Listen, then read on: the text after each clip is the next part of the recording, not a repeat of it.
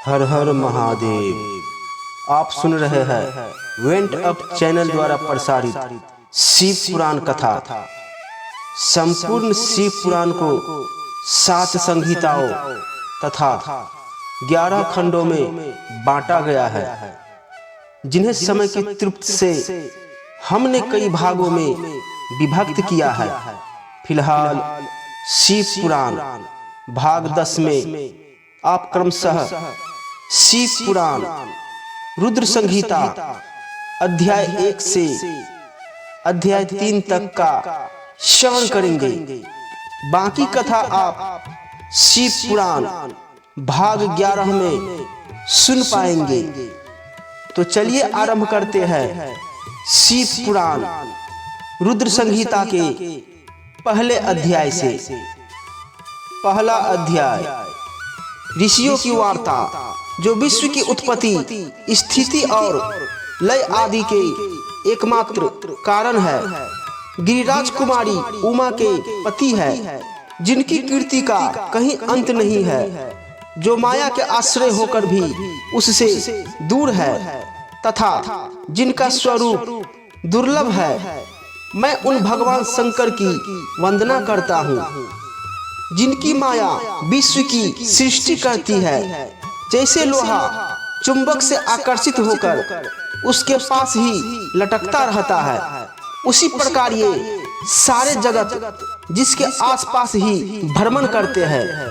जिन्होंने इन प्रपंचों को रचने की विधि बताई है, जो सभी के भीतर अंतर्यामी रूप से विराजमान है, मैं उन भगवान शिव को नमन करता हूँ। ऋषि बोले, हे सूत जी, आप हमसे भगवान शिव व पार्वती के परम उत्तम व दिव्य स्वरूप का वर्णन कीजिए। सृष्टि की रचना से पूर्व, सृष्टि के मध्य काल व अंत काल में महेश्वर किस प्रकार व किस रूप में स्थित होते हैं। सभी लोगों का कल्याण करने वाले भगवान शिव कैसे प्रसन्न होते हैं तथा प्रसन्न होने पर अपने भक्तों को कौन कौन से उत्तम फल देते हैं। हमने सुना है कि भगवान शिव महान दयालु है, अपने भक्तों को कष्ट में नहीं देख सकते। ब्रह्मा, विष्णु और महेश तीनों देवता शिव जी के अंग से ही उत्पन्न हुए हैं। हम पर कृपा कर शिव जी के प्राकट्य देवी उमा की उत्पत्ति, शिवा उमा विवाह, गृहस्थ धर्म एवं शिवजी के अनंत चरित्रों को सुनाइए। सूत जी बोले, हे महर्षियों, आप लोगों के प्रश्न पतित पावनी श्री गंगा जी के समान है। ये सुनने वालों, कहने वालों और पूछने वालों, इन तीनों को पवित्र करने वाले हैं। आपकी इस कथा को सुनने की आंतरिक इच्छा है, इसलिए आप धन्यवाद के पात्र हैं। ब्राह्मणों, भगवान शंकर का रूप साधु, राजसी और तामसी तीनों प्रकृति के मनुष्यों को सदा आनंद प्रदान करने वाला है। वे मनुष्य जिनके मन में कोई तृष्णा नहीं है, ऐसे ऐसे महात्मा पुरुष भगवान शिव के गुणों का ज्ञान करते हैं, क्योंकि शिव की भक्ति मन और कानों में प्रिय लगने वाली और संपूर्ण मनोरथों को देने वाली है। हे ऋषियों, मैं आपके प्रश्नों के अनुसार ही शिव के चरित्रों का वर्णन करता हूँ। आप उसे आदर पूर्वक श्रवण करें। आपके प्रश्नों के अनुसार ही नारद जी ने अपने पिता ब्रह्मा जी से यही प्रश्न किया था। तब ब्रह्मा जी ने प्रसन्न होकर शिव चरित्र सुनाया था। उसी संवाद को मैं तुम्हें सुनाता हूँ, क्योंकि उस संवाद में भवसागर से मुक्त कराने वाले गौरीश की अनेकों आश्चर्यमयी लीलाएं वर्णित है। दूसरा अध्याय नारद जी की काम वासना। सूत जी बोले, हे महर्षियों, एक समय की बात है, ब्रह्मपुत्र नारद जी हिमालय की पर्वत की एक गुफा में बहुत दिनों से तपस्या कर रहे थे। उन्होंने दृढ़ता पूर्वक समाधि लगाई थी और तप करने लगे थे। उनके उग्र तप का समाचार पाकर देवराज इंद्र कांप उठे। उन्होंने सोचा कि नारद मुनि मेरे स्वर्गलोक के राज्य को छीनना चाहते हैं। यह ख्याल आते ही इंद्र ने उनकी तपस्या में विघ्न डालने की कोशिश की। उन्होंने कामदेव को बुलाया और कहने लगे, हे कामदेव, तुम मेरे परम मित्र एवं हितैषी हो। नारद हिमाचल पर्वत की गुफा में बैठकर तपस्या कर रहा है। कहीं ऐसा न हो कि वह वरदान में ब्रह्मा जी से मेरा स्वर्ग का राज्य ही मांग बैठे। अतः तुम वहां जाकर उस तप का भंग कर दो। यह आज्ञा पाकर कामदेव वसंत को साथ ले बड़े गर्व से उस स्थान पर गए और अपनी सारी कलाएं रच डाली। कामदेव और वसंत के बहुत प्रयत्न करने पर भी नारद मुनि के मन में कोई विकार उत्पन्न नहीं हुआ। महादेव जी के अनुग्रह से उन दोनों का गर्व चूर्ण हो गया। ऐसा इसलिए हुआ क्योंकि महादेव जी की कृपा से नारद मुनि पर कामदेव का कोई प्रभाव नहीं पड़ा था। पहले उस आश्रम में भगवान शिव ने भी तपस्या की थी। उसी स्थान पर उन्होंने ऋषियों मुनियों की तपस्या का नाश करने वाले कामदेव को भस्म कर डाला था। कामदेव को भस्म देखकर उनकी पत्नी रति ने बिलखते हुए भगवान शंकर से उन्हें जीवित करने की प्रार्थना की तथा सभी देवता भी शिवजी से प्रार्थना करने लगे। तो भगवान महादेव जी ने कहा था कि कुछ समय पश्चात कामदेव स्वयं जीवित हो जाएंगे, किंतु इस स्थान पर और उसके आसपास जहां तक भस्म दिखाई देती है वहां तक की पृथ्वी पर कामदेव की माया और कामबाण का कोई प्रभाव नहीं पड़ेगा। इस प्रकार उस स्थान से कामदेव लज्जित होकर वापस लौट आया। देवराज इंद्र ने जब यह सुना कि नारद जी पर कामदेव का कोई प्रभाव नहीं पड़ा तो उन्होंने नारद जी की खूब प्रशंसा की। भगवान शिव की माया के कारण वे भूल गए थे कि शिवजी के साप के कारण उस स्थान पर कामदेव की माया नहीं चल सकती। नारद जी भगवान शिव की कृपा से बहुत समय तक तपस्या करते रहे। अपने तप को पूर्ण हुआ समझकर नारद जी उठे तो उन्हें कामदेव पर विजय प्राप्त करने का ध्यान आया। तब उन्हें मन ही मन इन सब बात का घमंड हुआ कि उन्होंने कामदेव पर विजय प्राप्त कर ली है। इस प्रकार अभिमान से उनका ज्ञान नष्ट हो गया। वे समझ नहीं सके कि कामदेव के पराजित होने में भगवान शंकर की ही माया थी। तब वे अपनी काम की कथा सुनाने के लिए शीघ्र ही कैलाश पर्वत पर जा पहुंचे और भगवान शिव को नमस्कार करके अपनी तपस्या की सफलता का समाचार तथा कामदेव पर विजय प्राप्त करने का समाचार कह सुनाया।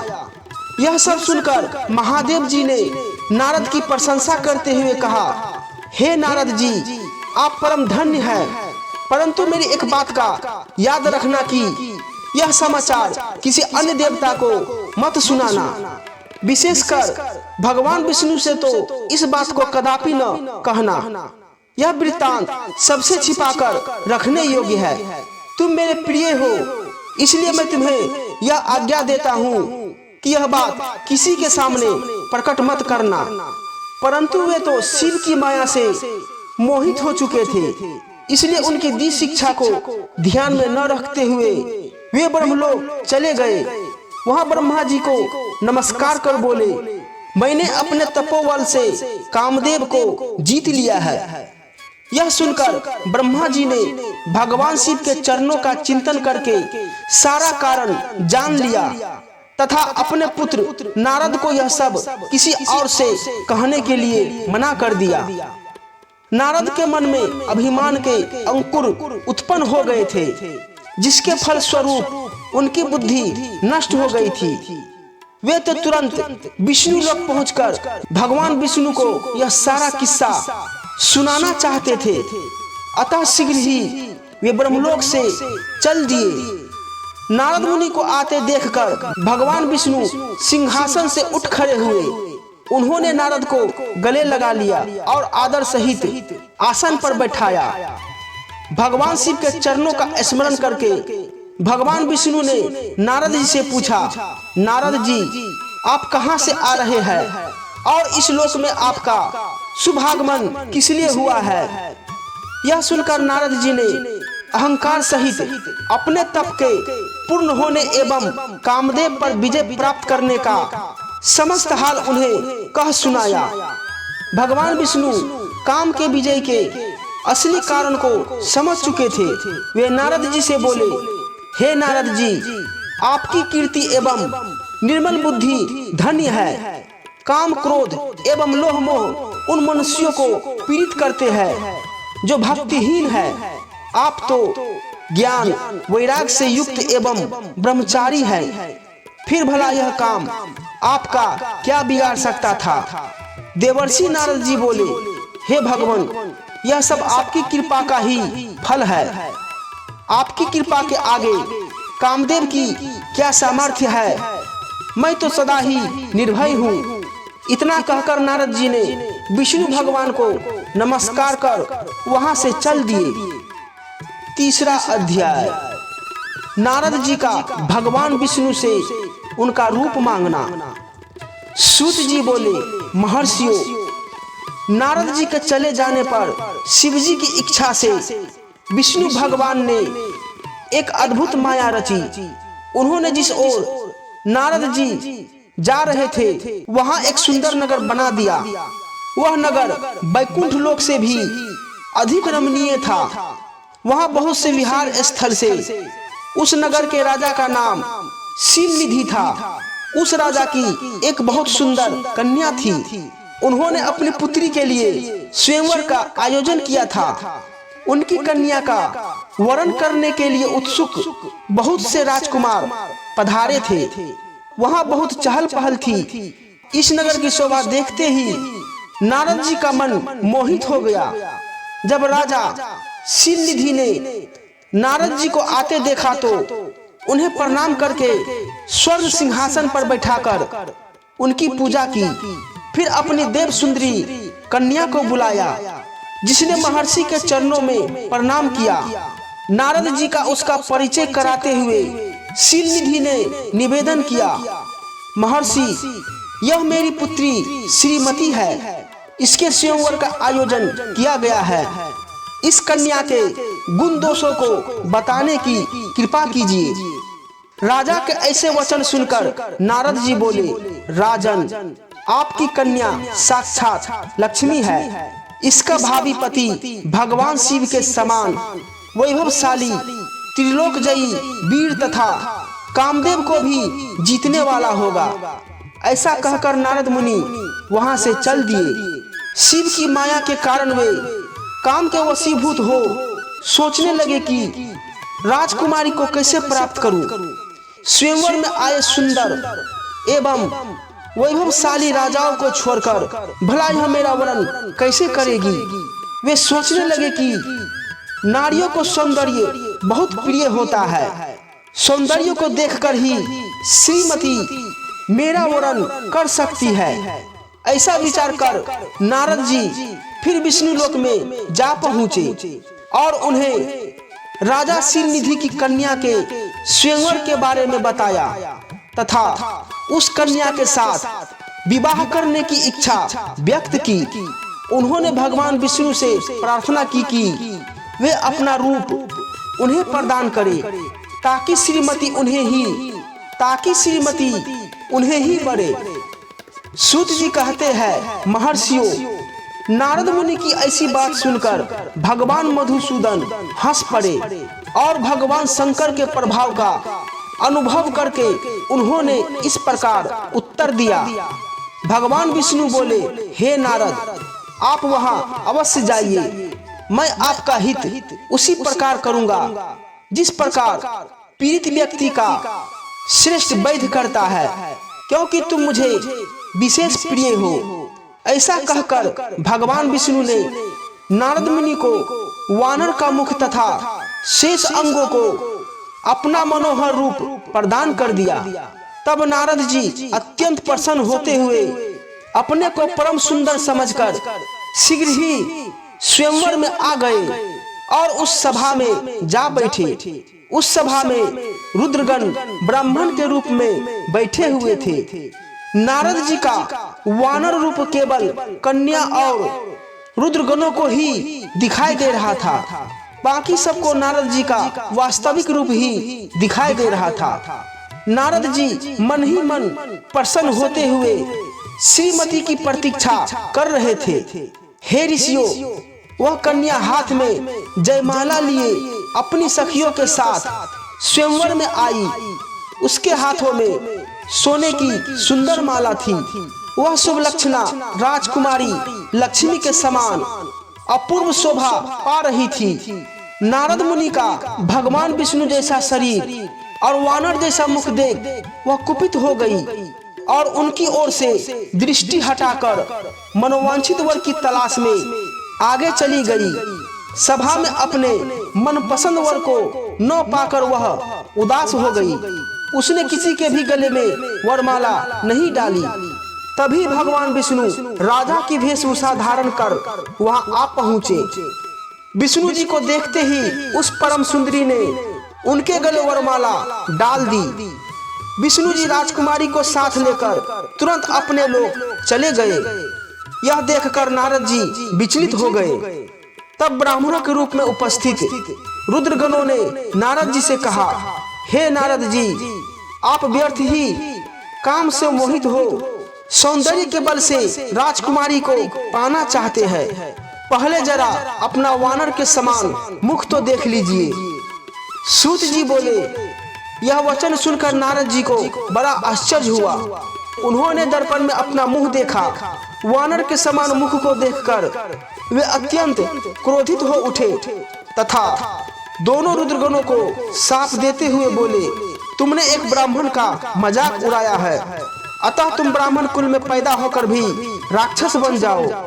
यह सुनकर वे शिवगण कुछ नहीं बोले, बल्कि इसे भगवान शिव की इच्छा मानते हुए उदासीन भाव से अपने स्थान को चले गए और भगवान शिव की स्तुति करने लगे।